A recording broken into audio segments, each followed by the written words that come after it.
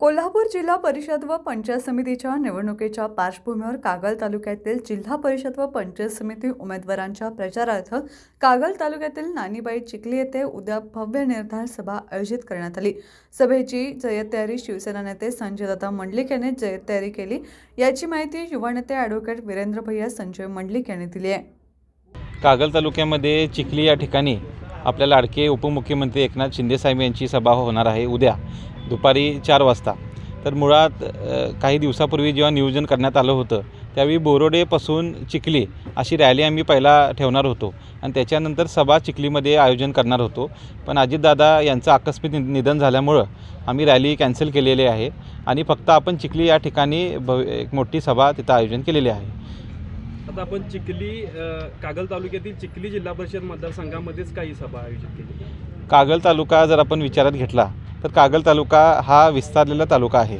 जवळपास 122 या तालुक्यामध्ये येतात आणि एकूण 8 जिल्हा परिषद मतदारसंघ येतात। आता तुम्ही विचार केला तर उत्तूरपासून तिकडं सांगावपर्यंत जर मध्य ठिकाण काढायचं असेल तर चिखली हे एकमेव मध्य ठिकाण या तालुक्याचं निघतं आणि म्हणून तालुक्याची एकमेव मोठी सभा ही चिखली या ठिकाणी घेण्याचा निर्णय आम्ही त्यासाठीच घेतला।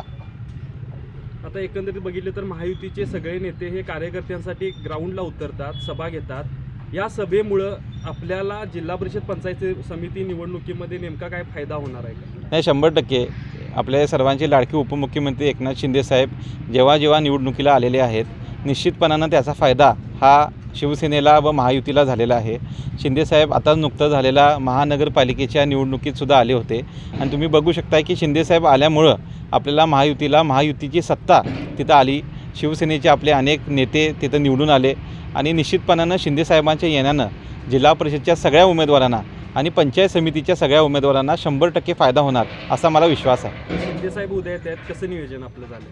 नियोजन आता आम्ही चिखली या ठिकाणी सभा घेतो आहे। उद्या दुपारी 4 वाजता शिंदेसाहेब इथं सभेला येतील आणि दुपारची सभा आहे, म्हणजे 4 ते 5 सभेला इथं संबोधन करतील आणि त्याच्यानंतर 5 वाजता ते हेलिपॅडवरून पुन्हा रुकडी येथे जाणार आहेत।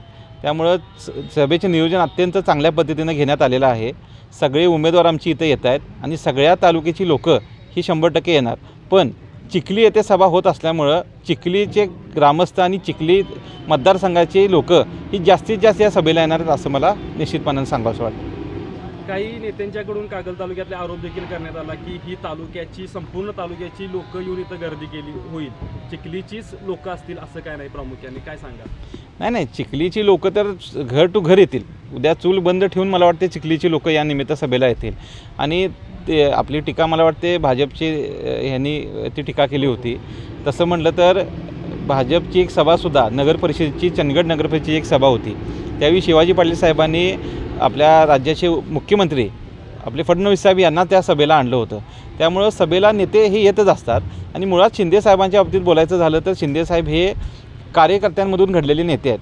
त्यामुळं कार्यकर्त्यांसाठी झटणारा नेता हा आमच्यासाठी हे नेहमी आम्हाला मिळतात कोल्हापूरमध्ये, याच्यापेक्षा मोठी गोष्ट मला वाटते कुठली नाही आहे। शिंदेसाहेबांचं कोल्हापूर हे फार आवडतं एक ठिकाण आहे, म्हणजे महिन्यातनं एकदा शिंदेसाहेब कोल्हापूरला येत असतात। आई अंबाबाई चरणी दर्शन घेण्यासाठी ते येतात। त्यामुळे सभेला जर शिंदेसाहेब येत असतील तर आनंद आम्हाला होतो आहे, बाकीच्यांच्या पोटात दुखायचं काय गरज नाही।